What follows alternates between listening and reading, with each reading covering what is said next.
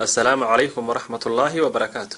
haddii aad ka cabanayso dhabar xanuun, jilba xanuun iyo xanuun aad ka dareemayso kala goysyada jidhka, waxaad iska daweyn kartaa adigoo gurigaaga jooga, adigoo isticmaalaya cabitaan. Muxuu yahay cabitaanka si kama dambaysa aad isagaga daweyn karto dhabar xanuunka, jilba xanuunka iyo xanuunada aad ka dareentay kala goysyada jidhka? Maxay tahay qaabka loo diyaarinayo cabitaanka iyo inta cishe la wadayaaba? Ugu horreyn soo diyaarso qadar intaa idin muuqata leeg oo boorasha iyo 2 koob oo biyo ah iyo 2 koob oo aad ka samaysay cananiska midhihiisa haddii aad helayso, iyo koob sharaaba oo aad ka miirtay liin macaanta, iyo xabad qolofala oo aad shiiday, iyo malqaacad malaba iyo wax yaroo lowsa oo aad daqiijisay. Intaasoo shay oo aad isku dartay waxaad ka samaynaysaa sharaabka aad ka samaysayna waxaad cabaysaa maalin kasta 1 koob muddo 5 cisho ah. 5 cisho kadibna waxa kaa tagi doona xanuunkii aad ka dareemaysay dhabarka, jilbaha iyo meelaha kala goysyada ah ee jidhka insha Allah. Isla dhinaca kalena, deegaanka aad ku nooshahay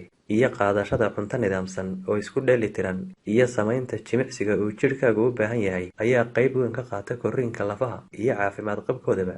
Si lafaha bini'aadmigu ay u noqdaan kuwo caafimaad qaba oo si fiican u korana, waxay u baahan yihiin faytamiino iyo macaadin ay ka mid yihiin calcium, magnesium, fosfoor iyo kuwo kaleba.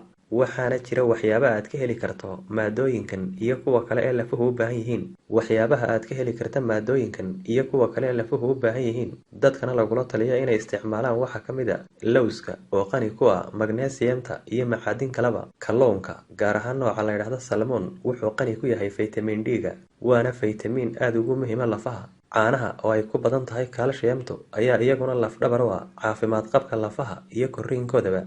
Waxaa kaloo iyaguna u fiican caafimaad qabka lafaha liin macaanta freeshka ah iyo muuska iyo dhammaanba khudaarta cagaaran. Ilaahayna waxaynu ka baryaynaa inuu ina waafajiyo wax kastoo ina anfacaya aakhiro iyo adduunba.